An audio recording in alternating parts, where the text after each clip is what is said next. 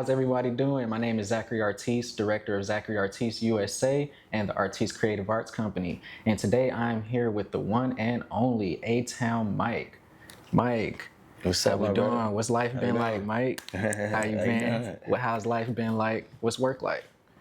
How's life, man? Life be lifing, man. Tell you the truth, I ain't gonna cap you down. Life be lifing, but it's all about your perseverance and hustle and will and drive to get up and keep getting it. You feel me? Because you ain't nothing perfect, so you're gonna go through everything. Life gonna always be life, but when you consistent, striving, keep it going.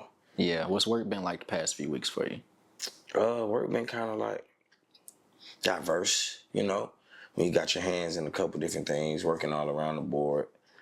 Within your entertainment business, within the industry, within the nightlife, within marketing, within management, studio life, production, you know what I'm saying? So you got to have multiple streams of income, but they all go together in the form of fashion where it's like, okay, I can like manage all these different things. And as long as I ain't so stretched far out, everything been going good, man. Working my move, keeping everything going afloat, doing an interview with you. I still got to get home and do some more things with the family. Yeah. Yeah. What's some specific projects you've been into lately? I've been doing a lot of great things with my nonprofit. I'm always put that one first, man, because SummerSafeAtlanta.com, www.summersafeatlanta.com. Me and my brother OG Big Red and all our staff and our team and everybody on our board been doing great things with these kids, man. Giving out opportunities and give a kid an option program, and we got an event coming up too real soon. Splash Day. Splash Day. Yeah, Okay. so What's that about? we just letting the kids. It's really like a little pep rally for our kids to crank up our events for the summer that's about to start. Yeah. And it's like the first one, and we just gonna have some giveaways and like kids water balloon fight, splash out in apartments in the hood over there where my brother Dirty Red, OG Big Red, grew up at. Something to get back to his core family where we actually made us start this program. You know what I mean? It started from my partner projects and some incidents going on over there in the hood. Yeah. And we was just vibing and seeing what was going on. But it was like, dang, bro, we need to go over there and do something. It's better than kids just being out in the street, huh? Yeah. So, giving these kids an option, man, that's the main thing. Because if they ain't got nothing but a phone and being in the streets, then what's going on? Yeah, I feel that. Yeah. Well, let's talk a little bit more about your background to start, so people know about a little bit more who you are, how you got into who you are today. How were you first introduced to the music scene, and like who were those first people that first brought you in the door and showed you the ropes and what's going on around Atlanta? Like growing up, my family was always music orientated, so just my nature of just loving music. My mama worked in nightclubs. You know what I'm saying? My family always was big on, like, in Atlanta, we had a dance culture. So, my uncles and aunties, my uncles growing up, they used to like to dance and hit the clubs. And when I was a little kid, they were going to the clubs and dancing and having dance-offs against each other. You know what I'm saying? Yeah. This dance crew against that dance crew. So I really grew up music, like, just the love of music from a child. And, like, from an industry perspective, when I got introduced to music, was just like on an industry level, I think the first real major studio I had ever been in was Doppler Studios. Okay. I was a youngster, in the streets, and I came across my one of my big homies, man. I just ran into him recently too, man. The legendary Andre Rising. Yeah. I don't know, that's might be before your time. Yeah. But he was a wide receiver for us. He Falcons, did it. He did it left eye, you know what I'm saying? And a lot of y'all know Andre Rising because the left eye burnt their house down. She burnt this whole roof in. Yeah. You know what I'm saying? Crazy. You know what I'm saying? Yeah. But I actually done been to that same subdivision, that same house where it was that area, So he was a big homie. Andre Rising invested into music as well. Like a lot of, people do in the music industry or whatever athletes do. But he was a diverse, talented artist as well. And he had a whole label of people. And my homeboy, my big homie, my big brother Tyson, who was like Andre Rising little brother, used to have all the keys to his cars. Yeah. He got this little bro, so he got access to everything Dre got going on. A millionaire superstar football wide receiver. And he would come to the hood where we was at, pulling up in the car wash on Buford on the highway, and got down, shouting and started pushing the music industry. And bro, used to come scoop me up out the hood, but come ride with me. I'm gonna take you to the studio for real. That's lit. And I was Yeah. in there doing, vibing with some real goats, and I got my first taste of it like real young. You feel me? That's lit. With Andre Rising. Yeah, Andre Rising, man, Dre, man, real big. I just seen him recently about 2 weeks ago at what club was that on Cheshire Bridge? Damn, it slipped my mind for whatever reason, but man, it was love, man. I posted a couple pictures of him on Instagram and all that. Be like, oh, bro, so it was love. Yeah, that's cool. Cool. Yeah. So speaking of that, like you said, when you first got introduced to it as when you were young and the artists that you were around, how was the marketing and promotion like really centered and established for artists like back in those days, like in those early days? It was hard work. These kids today a little lazy. They button pushers. We had to do bed work. You know what I'm saying? These youngsters today be pushing buttons, moving their fingers. We had to move our feet. Yeah. You got to beat your feet in the street. You feel me? You know what I'm saying? And what did that look like? What was those like activities for real? Music wise, like even from the promotion standpoint, we're working with Alex and Biddy and all them who put me on the game too, which was my big homies as well. They put me onto this club life and this marketing promotion. We had to get out there and really pass out flyers, really got there and break a record and take the DJ that record. When no email, when no records, when you emailing records, we weren't sending them nothing, man. You got to come put it in my hand, you feel me? Yeah. Really had to get out there and break the record and move the record around and organically and hand to hand, you feel me? Shake hands. You had to talk to people. You had to communicate and build relationships. Because that was the most key thing to everything, having relationships. It trumps everything. Yeah. You could do anything with relationships because that different relationship gonna do something different. Yeah. You It's do like something spider different. web. Yeah. Yeah. Shout over there, do something different. So the relationships can get everything done. You can get anything done in relationships. You can also get removed from and get your ass cut out. Yeah. With the wrong, without relationships. You know what I'm saying? that's Wrong true. relationships. If you don't stand on business, let me say, and you don't take care of your relationships properly, or you a slime ass nigga. Yeah. Yeah. It's a Atlanta. lot of them in You Atlanta. will get goddamn removed, nigga. Will the word get around? Yeah. Yeah. That what like. You know what I'm saying? Really hand in hand, just grinding. Back in my day when we was doing flyers and promoting parties, like I still do today, but back then we had a street team. We had to put flyers on cars. We had to woo woo. Some folk were throwing flyers away. I done had nigga be bullshitting. Then get all these flyers, boy. I'm giving you 300. I'm giving you 500,000 flyers and dropping them off on you, my boy. You gotta go hit these streets for me. I need you to be over here, because I'm gonna be on another block. Yeah. I ain't asking you to do nothing I wouldn't do. Or I had to do, you feel me? Yeah. I had a street team, me and my brother Flav, we ran the street team, ran the streets to the point where everybody knew who we were, because we're like, oh, boy, I don't want no flyer, but I take it because it's you. Love us, you feel me? Really love pulling up to what we got going on, and Yeah. to the point where like even our competition or other clubs that weren't rocking with us back in the day, right? You can't stand outside my club if that flyer don't say Zachariah event or Zach Club Zach. Yeah. You can't stand out Club Zach with Club Opium flyers or Club Mike flyers. It's territorial. Yeah, what you doing? You gotta go down the block. Yeah. But nah, me and Zach partners. Who flyer you got? Oh, that Mike shit. Yeah, y'all can stand over here. Okay. Yeah. I see how that And is. Zach can come stand over my club. Yeah. But and then out of 1,000 clubs, or 1,000 or 100 niggas out here trying to pass out flyers. Boy, y'all got to go down the block. Yeah. I see. Keep walking. Yeah. It was real territory. That's the thing Atlanta missing. Ain't no boundaries. Niggas ain't locking in and saying what you can and can't do. They just let niggas come in and do anything they want. Yeah. Yeah. I can see that. And like you said, these kids ain't really got no. These kids no ain't got hustle. the backbone to hold the city down. Yeah. That's something we did. These kids, they don't give a damn about who come over here and do what no more. Yeah. Unless you in they hood. But you know what I mean? We just gotta stick together, but also, you know what I'm saying, have some standards and have some boundaries for your town. Clean up after yourself. Some of these little niggas throw trash on the ground. They don't give a damn. Stop. You can't care about your neighborhood. Yeah, you're right about that. Trashing. Yeah. So Oh man. So going forward, who are some of those first artists you personally saw like really break through the door and really become industry known and really take over not only their city but regionally, nationally, globally? yeah, from my era or just me when I That was you coming saw up personally. early. Yeah. You witnessed them with your own two eyes. Shit, I'm witnessing now. You want me to go old school or new school? Old school first. Okay. Shit, I watched G's and them do it.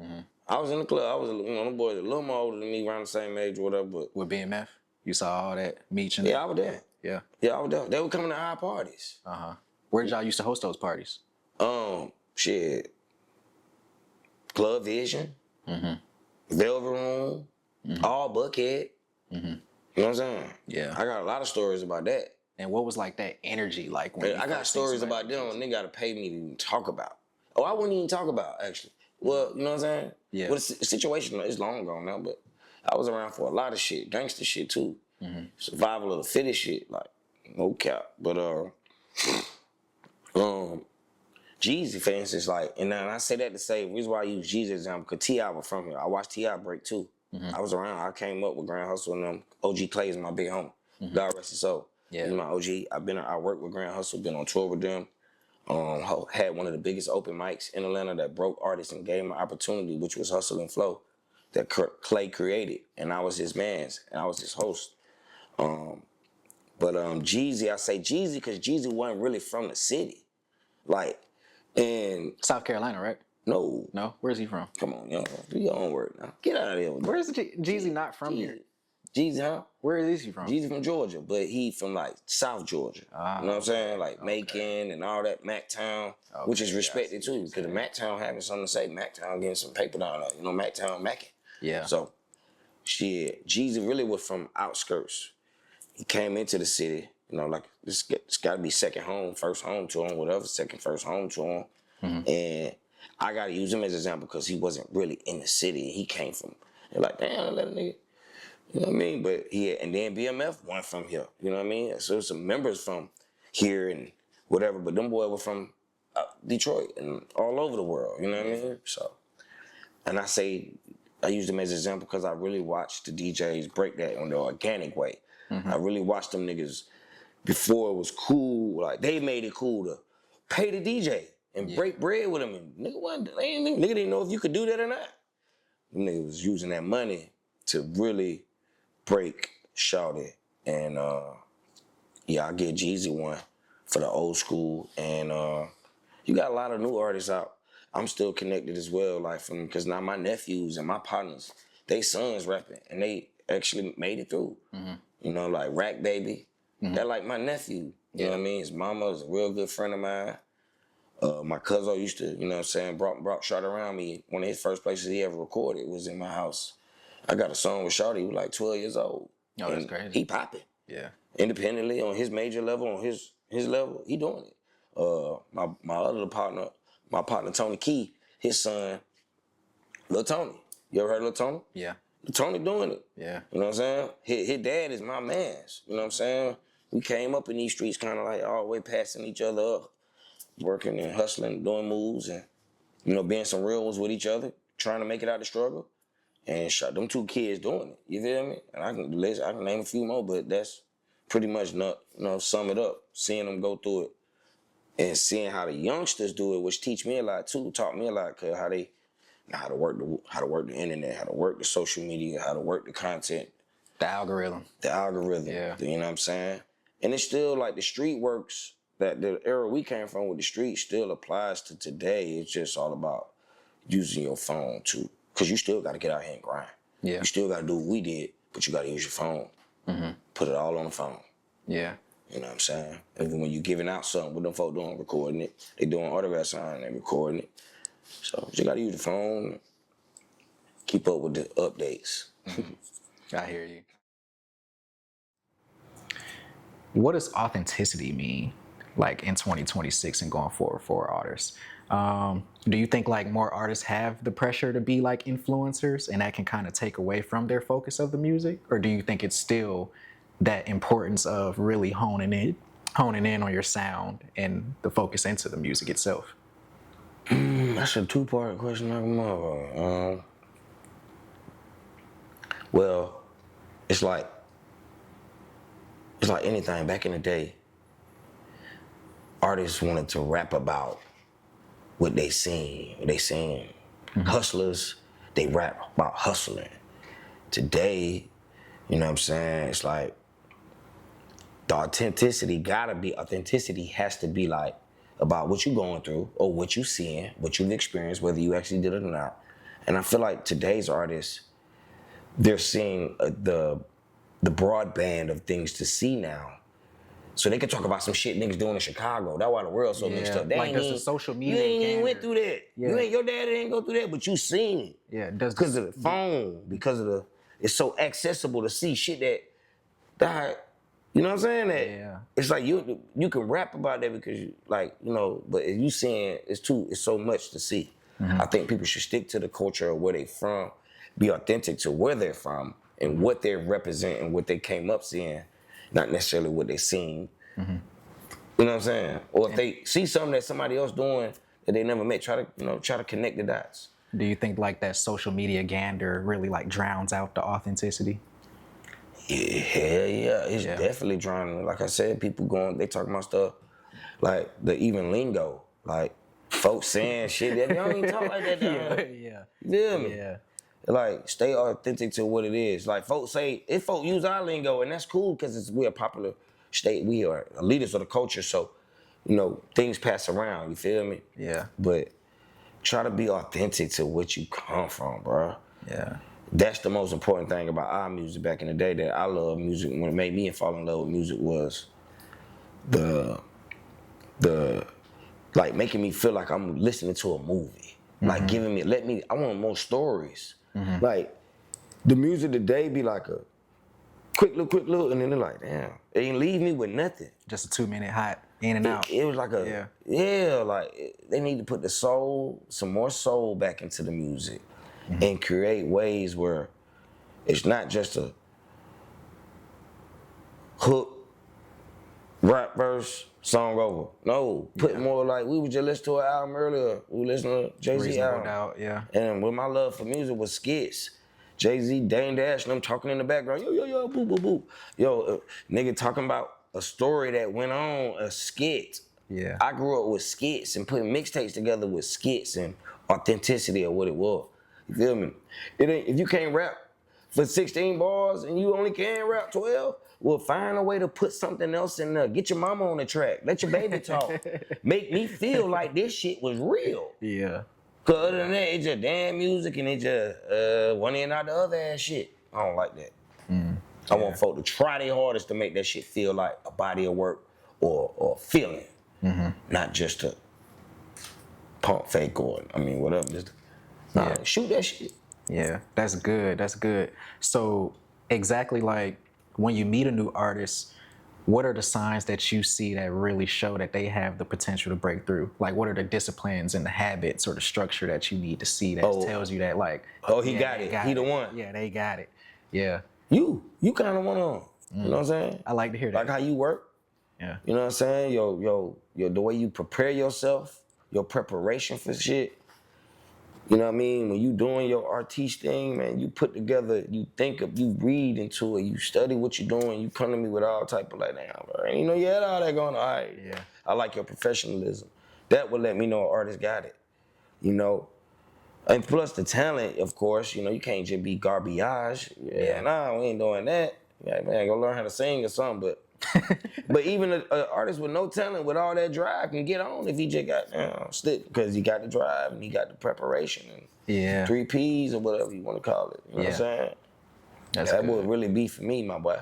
Cause I take folks serious. My music, I snap on your head about my music in the studio. If a nigga ain't playing, they'll come in here bullshitting. If we joking, we gonna go to a comedy club. Or we gonna joke and just joke. We ain't doing no music, nigga. Yeah. But I don't mix the two. Like when nigga know I'm real serious when it comes to crowd cut. We can have fun, but let's get this shit done. Let's do it. Let's really put Waste no time. Nah, ain't doing that. Ain't doing that. Man, okay. So what do you believe like some older individuals, older people who are out working still the industry probably misunderstand about today's artists, and how can we, close the gap between younger artists and the older people who actually, help facilitate, because sometimes to the younger artists, it can feel like, the opportunities are a little short, It's about the gap between the old school and the youngsters. Yeah. And really facilitating the younger artists so that way we can keep. They gotta want to listen. Yeah. So them folks ain't great. They ain't listen to their parents. They ain't gonna listen to them. That's a good one. Yeah. Folks they ain't had no proper upbringing. These youngsters be mean mugging. I don't know what wrong with them. I'm like, God damn, fix your face, boy. What you need some money or something? Yeah. Young nigga be like, Yeah. put your nose up. Shit, I do it back. Right. I don't even know, I'm just playing because I'm pushing peace. I'm pushing my positivity, so I'm just playing. But Yeah. you damn sure gotta look like you prepared. You gotta look the part with these young niggas. Goddamn. Fuck you mean, nigga? Fix your face. You all right? Yeah. I mean, you know, I kill a nigga with kindness. They should Hey, have man. more humility about themselves, what you're saying. Yeah, they gotta be, yeah, man, for real, man. And they gotta wanna listen and you know, we gotta be open to trying to work with the youngsters. You feel me? Back in the day in music, my era wanted to work with artists that were 30 years older than them. They wanted to work with George Clinton and Snoop Jay-Z and them wanted to work with the legends. Yeah. These young niggas don't respect the GOATs and the legends like that. I ain't standing listen working with that nigga. They don't even know about you. They don't even know you like that for whatever reason. I blame it on the industry for not mixing in enough of the force that old school, force them legendary songs back on these folk too. When they get too much of this repetitive ass shit. Yeah. Make them folk listen to OG shit for a month straight. Change the radio on the air. Damn, I keep hearing this shit. I like it now. That'll really help them get like you said, some better understanding into like the craft of it, like you said, Educated. skits. It's unlimited everything. So niggas is ODing on this shit. They don't want to listen to. They can't run out of folks shooting each other music because there's so much of it. So they don't gotta turn back to try to look for something else. Yeah, So that's very they true. oversaturating a lot of this shit. Internet kind of dangerous with that. Feel me? Internet gotta drive the people more to everything. They getting paid off everything. Let people make it money. Put that shit on the top board, billboard, or the page on Apple or something, man. Let them folk know it's a reunion for this old school album or this, that, and the third. You know, the people need that. So, like you said before, going back to like when you said that relationships are very important, like the networking is very important. It can really make or break you. What advice would you give to a new artist, younger artist, independent artist on being able to not only establish those relationships, but also care about the structure of developing the analytics to their music and also trying to stay and remain culturally relevant and aware? How can they blend all those elements together? Man, you gotta have a team. Because those are a lot of different things. Yeah. You gotta have a team and they focus on this, that, and the third. This one focus on the analytics, this one focus on the relationships. The artist always focus on the relationships. Your team should focus on the analytics. Another person supposed to focus on the marketing and how they're gonna push it. And then we all come together and share what we all, you know what I'm saying? How we pushing forward to make this work, this, that, and the third work. And you'll have a well-balanced machine. Yeah. Honestly, get you a team. Don't try to do it all. Some people can, some people are that, you know. But I don't know. We gotta get a team. And don't be scared to take care of your team. Be loyal. Pay them. You know, if you can. Make a way for your team to pay themselves for doing what they're doing until we get a big bag. Yeah. You know, so. Drive a system for themselves. Yeah, man. Drive a system for themselves. Or look, bro, you know, this how we can, you know what I mean? Generate something for what we're doing. Find a way. Like, you know, it's money on Instagram. I got subscribers on my Instagram. They pay me every month. Shit, I ain't even know how to get the money. I'm like, what the hell the money? I had to get a team. Find out how to go, but this is where your money go. Oh, shit. Nigga had a couple, whoa. Folk been, or money just sitting there going to waste. Or if you don't collect it and it sit too long, that shit. That can also happen with streaming too. It's a lot of artists that miss happen their that way money too with streaming. because they don't have their system set up correctly. Exactly. So your money's just in the air. You don't know basically. what you're doing. You ain't got your fucking publishing together. You ain't got, oh man, it's a lot of stuff to Your be. PROs. Yeah, all that. Yeah. You better have it. So they have a team to help you get it done. And that's what I could say for an independent artist coming up. And pay attention to what other great independent artists, the biggest independent artists are doing. Watch them. Watch what Lil Russell be doing. Shawty ain't even independent no more. He don't win major. But he still operating like an independent. You feel me? Pay attention to what others are doing that you admire or that's doing well for themselves. Ain't nothing wrong with that. Everybody be stuck in their own ways. I don't watch nobody else. I don't see what nobody else doing. Okay. I can learn from somebody else that's doing something influential all the time. Every day I'm learning something. Yeah. So that's what I would say on that though. Definitely, I ain't got the magic glue to it, but get out here, tap in with these DJs that are actually playing music, build them relationships still. Get your content on, and have people that understand everything that these phones or these apps and these systems have, and try to master them shits. Like Live Mixtapes just launched again. And they doing like a streaming service type thing where you getting paid faster than most other services. Yeah. And I'm thinking about dropping a project with them because I'm on Live Mixtapes from back in the day, and I always like how they did business. So I've been kind of paying attention to what they've been doing lately. I'm about to drop a tape on Live Mixtapes. You know what I'm saying? That's lit. I like You that. can get paid for it nowadays. Yeah, they got enough free shit out of nigga. We were paying to be on Live Mixtape. But I want to get that money back some kind of way. I definitely want to go there. They need to give me a free upload. Why the money we spending for that top billboard on Live Mixtape back in the day? So That's good. That's good. So, do you think that sometimes maybe the industry has become too accessible in today's world because of social media and the phones and things like that? Or do you think that accessibility is actually good for no, the what new it is, artists? the accessibility is kind of delusional. People think, Yeah. cause they think they can hit you up and you just gonna be able to answer. See, I might not hit you back. Yeah. I had to tell my mama that the other day. Mama like, I went on there. Somebody did respond to her, and I was like, that was up though. But it's rare that happens. You feel me? Yeah. These folk, they think that they can just get on there and hit bro up and bro not responding to that. Unsolicited DMs. Yeah, but the delusion of folk thinking that it kind of give them a reason to want to share and get on there and everybody can put it in their comments because we want to hear them. We want to know what people think. You know what I'm saying? But I think folk think that shit is like it's a green light. That shit ain't that sweet, bro. It's not as sweet as people think. Man, it ain't that sweet, bro. Stop playing with me. Yeah. I ain't even answering to some of these folks, but I got my DM. Like, man, there probably so many unread messages in there. And my text messages. Hey, bro, spin my song, bro. Yeah, bro. I be getting that too. I be getting that, but I don't need answer to folk that just really, cause it be straight, spammers and all type of shit on there. Yeah. But the folks that actually do their work in that relationship and that see that they got their business together, I'm replying. I ain't got that many. I'm replying though. Nigga need help with his music and this. But I tell a folk too. Folk be like, "Boy, can you spin my song?" I'm like, "I never heard it. Yeah. Like, let me hear it. Like, send it to my phone. Let me check it out, see what's going on, and then I can come back to the club with it and be prepared to play it. Like, you want me to just throw your music on right now? I ain't never heard it in my life. I don't even know what I'm about to play. Yeah. But I need to be able to set it up with the record and how I'm going to blend it to go with the next record when I do play it. So I care about my craft or my opportunities that I get to other artists. I don't just do any kind of business. You Yeah. gotta let me hear that shit first. Unless I know you and I rock with you. I know what you can do. I know what you do. You say you got a hit.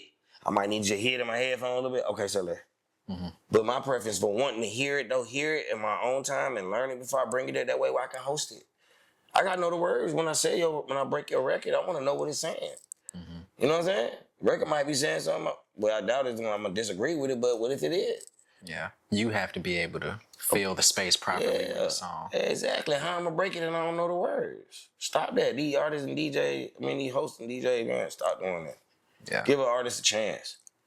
Listen to that shit. Tell them what it thinks so you can come back and break it properly. I like that. That's good. Last question I got for you, What? just in closing. Yeah. Stop playing. I ain't in no rush, man. Keep them coming. Yeah. Talk to me. Last question. Yeah. Let's see. So, what do you think Atlanta's role overall is in continuing to advance the culture? In the music industry, just the music industry period, like where we stand. Of course, we're number one. I always say Atlanta's number one. Yeah, for sure. So what do you think is our role in just the advancement and moving forward and remaining number one as Atlanta? Man, that's a good one. That might be the best question of all, man. I think we gotta keep. You might have chopped this up a little bit. Let me think about it. Hold on. You good? To remain number one, Atlanta just gotta stay true to itself and stop letting stop letting anybody come in the city and just do what they want to do. You know what I'm saying? And music, but as far as music though, definitely just keep bringing them hits, you know, because we wasn't always number one. It's like, I don't look at us like we better than everybody else. We just number one like West Coast was number one and New York was number one. Now we're just one of them number ones. Yeah. No, and the music industry needs to, it's going to open up, and it's going to be another state that's going to be another culture area there. Like Texas is number one of where they, so we all number ones. You know what I'm saying? We just got to keep our music tasteful and keep that shit fly, fresh. You know what I'm saying? Doing what we do best. Don't try to do nobody else, and we going to always keep our number one spot for where we at. You know what I'm saying? So, yeah. Like, I don't look at us like we no bigger because we had to catch up to these folks. New York done created the hip-hop shit. Mm-hmm. West Coast, yeah, you know what they did. Yeah. The South here, Midwest here, you know. Yeah, everybody had a great run. I think we were just the last of, well, you know, one of the last to get on. And I think we're gonna remain number one. For real, we ain't gotta do nothing but just know that we number one and where we at. We ain't number one over you or them. We number one because what we do. People like it. Mm-hmm. And I like what people do. I go to California because I like how they rock. Yeah. I like the weather. I like the vegan food. I like the different stuff they do that you can't get over here. Mm-hmm. You know, palm tree. I like Miami. You feel me? Yeah. So we just gotta keep making our city look. It's getting better. The city's getting more state of the art. You know, you go to New York, you go to other big cities, you see that new fly shit. You go downtown, you see the big boy shit. We just getting our shit upgraded too, where like, you know what I'm saying? It's time for that makeover. It's time for the money that the city done made. They need to start spending it and putting that shit and making this shit, you know what I mean? Mm-hmm. Make it look like it's supposed to look. Mecca of the South, the black Mecca, you know what I mean? People respect Atlanta, man. This is a civil rights city, man. Martin Luther King, man. Folk march here, man. Yeah. Did what we was able to come in and do what we wanted to do. Put some respect on it. It ain't just music. This is a city that black people came up and thrived there and felt safe. They like, y'all can have Atlanta. White folk let her have it. And really, we done did enough to y'all niggas down there. Torture, fucked y'all whole life up forever. Y'all can have this. Yeah. And we just gotta hold it down and keep being pro-black and strong, and don't let these folk come and take our shit, cause they taking it already with gentrifying and coming back, taking our hoods, trying to take this shit. Y'all, we gotta keep it. Mm-hmm. We want this nice shit, we gotta keep it. You're right about that. Oh man, okay. What else can we expect from A-Town Mike going forward? What should we look for? What's in the future for you? Where can people find you? Man, you can find me on social media all over. You know, you can find me at A-Town Mike, ATOWNMIKE. Be looking forward to a lot of great things. I mean, I'm in a lot of partnerships. My partner, one of my close buddies, he got a hairline. For all the ladies out there that like that good A1 Brazilian and all that good.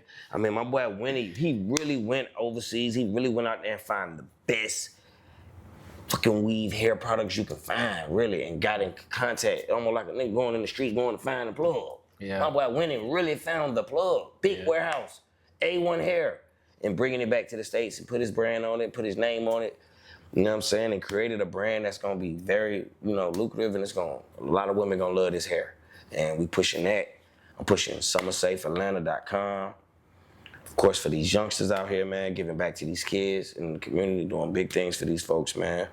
Of course, I'm working on my podcast. I don't like to call it a podcast. I like to call it a show. I grew up watching Arsenio Hall and shit. Yeah. Feel me? I always I admired the show. Not necessarily Mike in my face, but I like this like a show. Yeah. You feel me? And I like how you doing your thing. So, because I got a lot of relationships and I got a lot of knowledge, I want to be able to share it, you feel me, on my platform. You know what I'm saying? As well as give out and do other platforms and chop it up with all my best friends and people in the industry and just folks who vote with my likeness and my kind. So, definitely be looking out for that. Production-wise, I did a couple singles. I got a few singles out there. I did my boy Issa King's single. He's an artist, independent artist. He used to be signed to Rich Gang. Super talented, dope songwriter. Dope. Just a dope artist. I was able to do his first single on his last project that dropped late last year, fourth quarter. A single called Man Alive. I produced that. I got a jingle out right now that Parlay and all them boys been using. It's about to be on radio.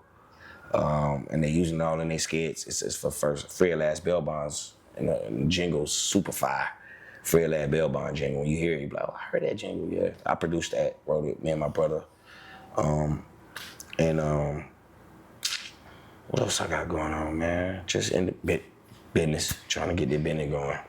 Got a couple other things, but I'm trying to keep that on low because I don't want everybody in my game room trying to do what I'm doing too. I feel you. You know what I'm saying? Not the news. I mean, get it together first before I can tell everybody. But you know, yeah, man, that's pretty much it, man. Hosting these clubs. Shout out to the Blue Flame.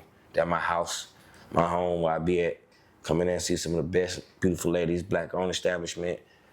Some of the best food in the city, man. Get you some of that Rasta pasta, man. Get you some baked wings. Yeah. Best kitchen in the city, man. Blue Flame, man. Come on, man. Pull up on my game, man. You know what it is. Oh, man. Straight like that. All right. Well, hey, that's all from me today. I'm Zachary Artiste. Thank you so much, A-Town Mike, for speaking with me today. Hey, man. And, man. We just chopping it up. Yeah, exactly. All that, man. Come on over there, man. All right, it was a pleasure, man. Yeah, man. Good You know job, what I'm saying? man. Good job. Hey, and ZacharyArtiste.us. Thank you. Yeah.